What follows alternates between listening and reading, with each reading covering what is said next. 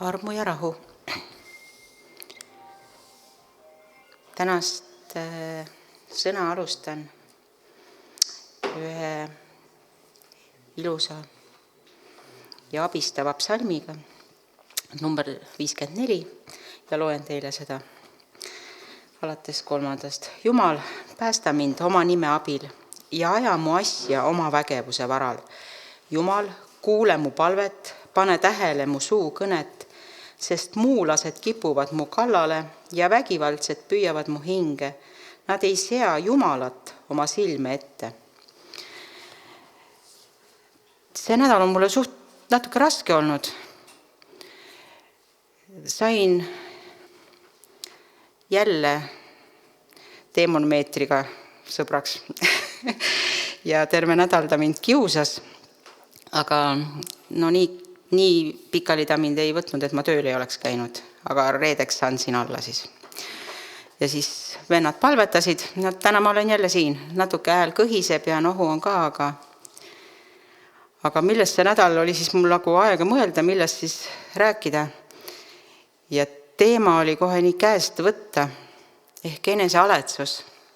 Kas enesehaletsus on patt ja kuidas olla enesehaletsusest vaba? Sest see enesehaletsust mind see nädal ikka kõvasti külastas küll ja Margus ei teinud seda üldse kergemaks, ei tundnud üldse mulle kaasa.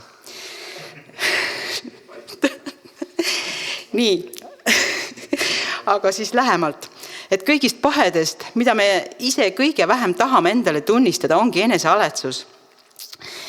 Aga kellegi teise enesehaletsus on see, mida me kõige vähem ka kuulata tahame.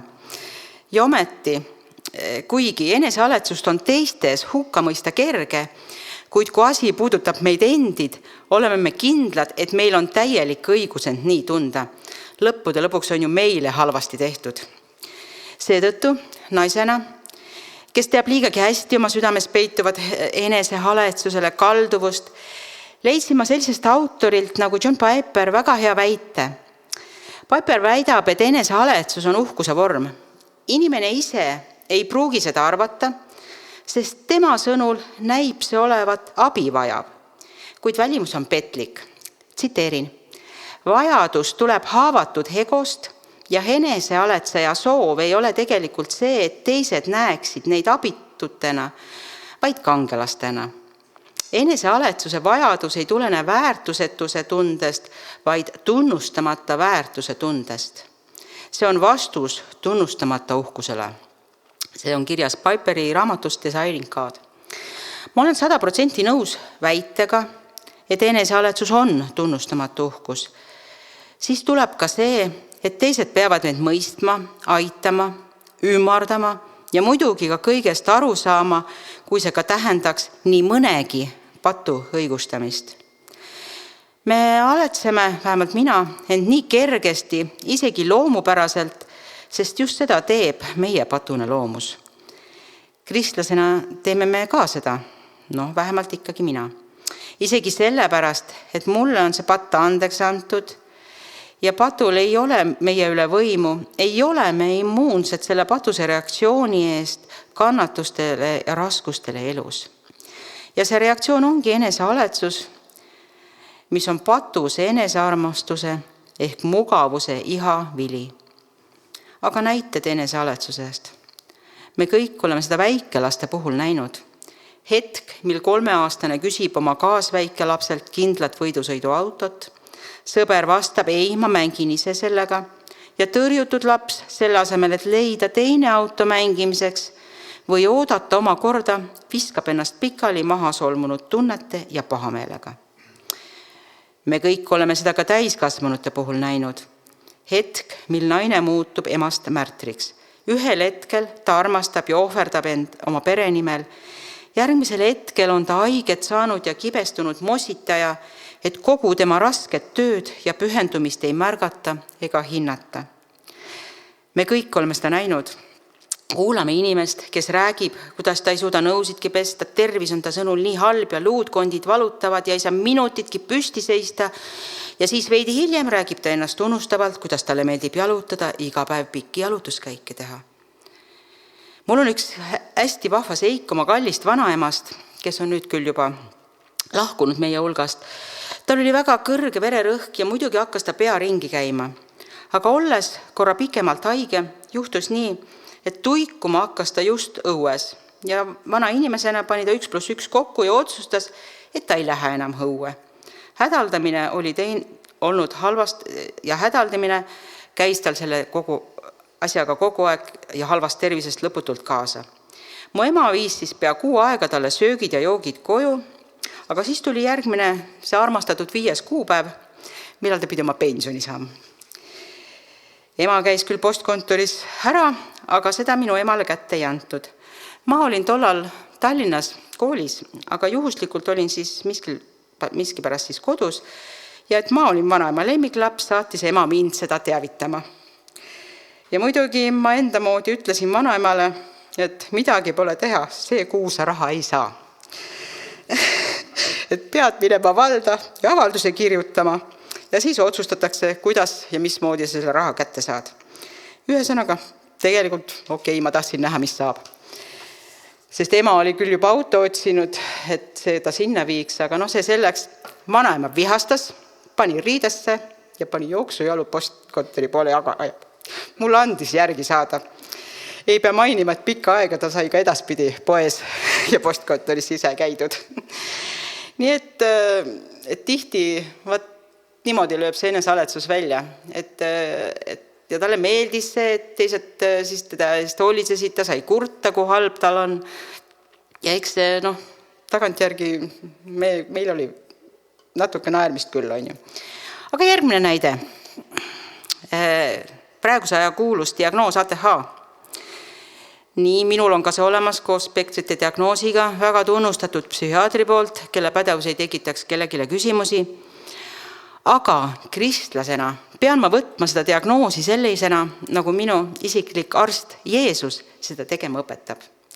See tähendab eelkõige seda arusaama, et probleem on minus. Kristlasena ei tohi ma oma diagnoose ja terviseseisundid võtta eneseõigustusena halvale ja väärale käitumisele, mis ei sobi Kristusele. Jeesuses ei ole nii, et kõik peab minu ümber tiirlema, vaid et mina pean saama Jeesuse lähedale. Diagnoos ei anna mulle õigust, et kui mulle midagi ei meeldi, siis on mulle õigus see olenemata kohast ja hajast suust välja valjuhäälselt paisata ja enda õigust otse kui kas või ropendades, solvates või karjudes saavutada. 1. Korintlaste 9 ütleb 6.9, et kas te ei tea, et ülekohtused ei päri Jumala riiki? Ärge eksige, ei kõlvatud ega Jumala teenijad, ei abielurikkujad ega lõbupoisid ega meestepilastajad, ei vargad ega ahned, ei joodikud ega pilkajad ega riisujad päri Jumala riiki. Või päriselt arvate, et siis suure kohtu ette prindin oma haigusloo ja viin Jeesuse ette kohtusse. Ja Jeesus ütleb, hästi tehtud, astu edasi. Või peaksin ma praegu usus Jeesuse poole palves pöörduma ja paluma tema armu ja halastust, et tema mu südame muudaks ja need mõtlemisvead, emotsioonid, tähelepanu ja keskendumisraskused ja impulsiivsuse õigesti toimima paneks. Sest andkem endale aru, ka varas ei saa taevariiki, olenemata sellest, et ta viib kleptomaania tõendi Jumala ette. Ja joodikut ei aita see, et ta püüaks kohtus kohtunikule selgeks teha, et ta on alkohoolik ja tal on selle kohta ka politseis ja kainestusmajas tunnistus olemas. Ja kindlasti, mis ma pean juurde lisama, enesealetsuseks ei ole need ühekordsed repliigid, et õlg valutab, täna pea valutab, tõstsin selja ära. See on täiesti inimlik ja väga hea stardibaas üksteise eest palvetamiseks, sest olgem halastajad ja kaastundlikud ja julgustagem üksteist. Aga milles seisneb patt? Enesealetsuse patt seisneb selles, et me hindame ennast ja oma olusid nii, nagu poleks Jumal meie armuline isa. Enesehaletsus on see, kui meil on enda vastu haletsust, eriti kui meil on oma raskuste suhtes enesekeskne suhtumine. Meiega juhtub midagi halba ja me otsustame oma kaotust üksi leinata, kuna absoluutselt keegi teine seda ilmselt ei tee ja piisavalt ei panusta. Enesehaletsuse juures on huvitav see, et kuigi seda peetakse üldiselt negatiivseks omaduseks nii kristlaste kui mittekristlaste seas, ei leidu seda sõna piiblis. Seda ei leidu epistlite pahede nimekirjas ega 7 surmapatu hulgas. Ometi on piiblil enesehaletsuse kohta palju öelda. Teatud mõttes on kogu piiblilugu loodud selleks, et äratada meid surmava enesehaletsuse tardumusest ja panna meid tundma ainukest haletsust, mis on piisavalt võimas meid päästma, Jumala halastust. Jeesus ilmutab Jumala haletsust patuste vastu. Haletsus ajandas teda sirutama käe, puudutas teda ja ütles, ma tahan, saa puhtaks. See on Markuse 1:41. See haletsus saavutab oma haripunkti Kristuse ristil. Enesehaletsuse patu juured peituvad selles, et me hindame ennast ja oma olusid nii, nagu poleks Jumal meie armuline isa. Kui me Jumala pildilt välja jätame, kui tema haletsusest meie vastu oma armastatud poja surmas ja ülestõusmises koos oma vaimu jätkuva abiga ei piisa, pöördume armastuse ja kaastunde saamiseks iseenda poole. Ja veel üks tähelepanek.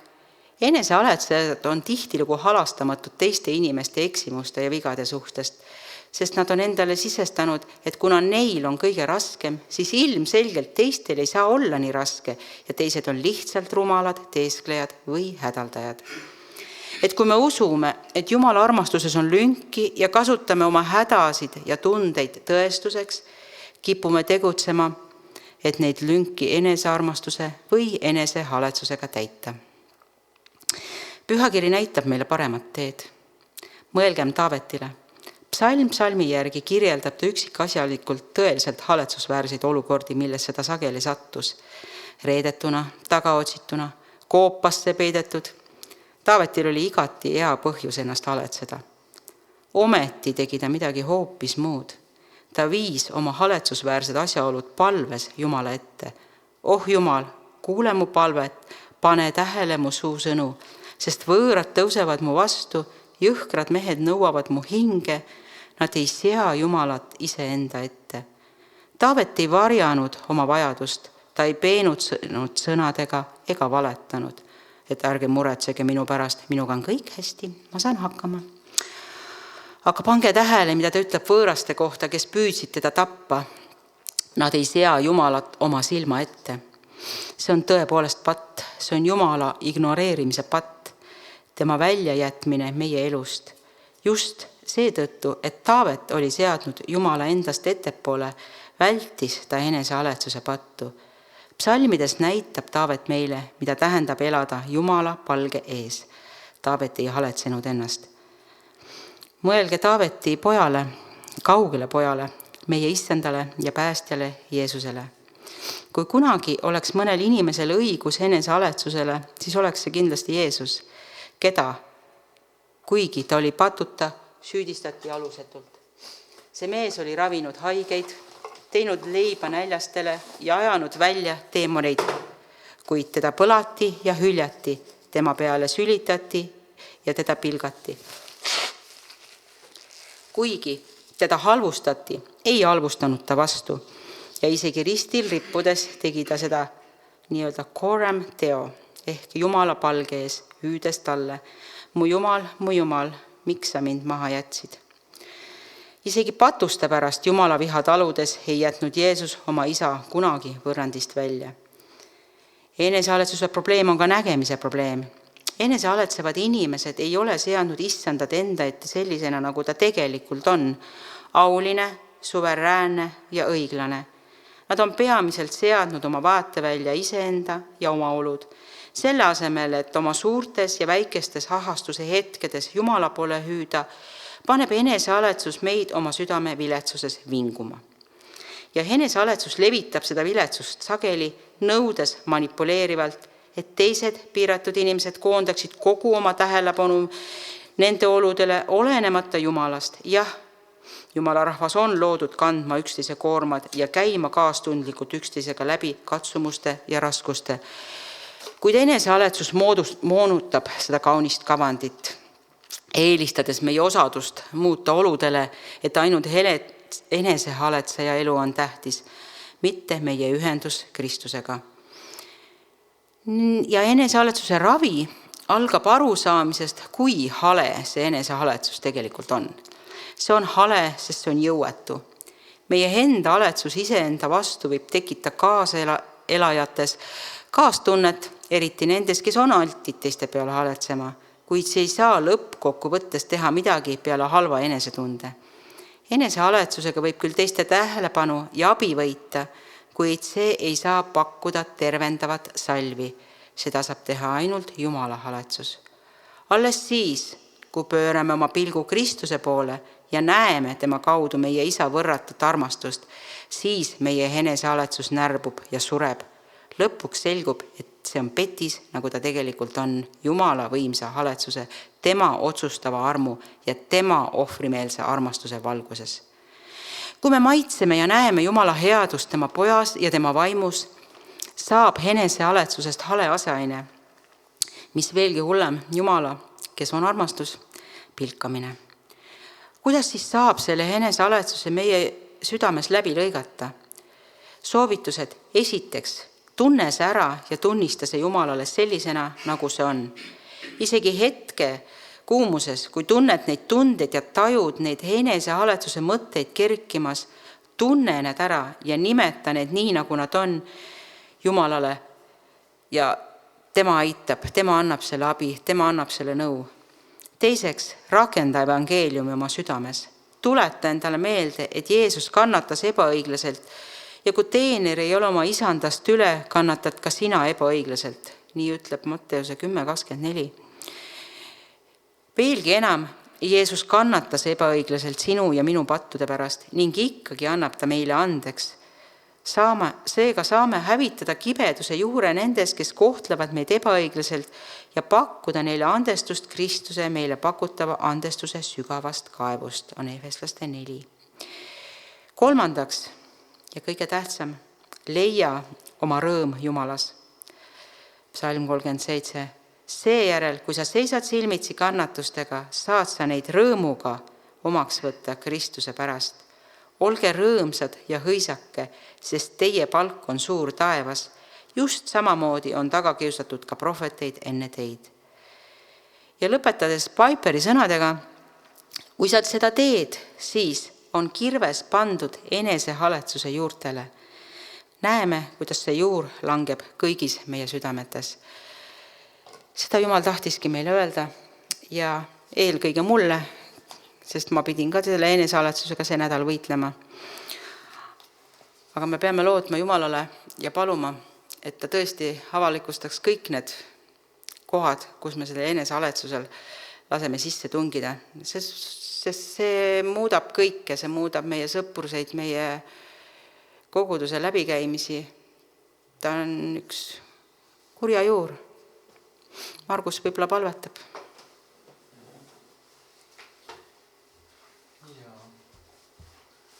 Ma arvan, et pärast, kui me selle palve teeme, vaata selle enne Jeesus vere osas, siis palvetame kõik selle eest, lähme selle kohtu ette ja palvetame sealt lahti. Sest enesehaletsus on ka selline elukas, et ta võib ühel hetkel väljas olla, teisel hetkel jälle sees. Seepärast olukord tuleb, ja olukord tuleb, siis jälle uks lahti ja jälle toas. Et seda me võiksime isegi pisteliselt palvetada, vaata. Et me ei kunagi tea, et mul ei ole, läheb 3 päeva mööda, moodustatakse situatsioon sarbedega ja ongi enesehaletsus. Mina olen kukkunud enesehaletsusse väga korralikult sisse. Aga õnneks Jumal saatis kuldõuna kohe naise näol ja ütles, et no hope. Siis mul tuli kohe naeratus näkku ja tulin sealt puulist välja. Et enesehaletsus on üks väga vastik asi, tõesti. Aga pärast sellest poletame, jah.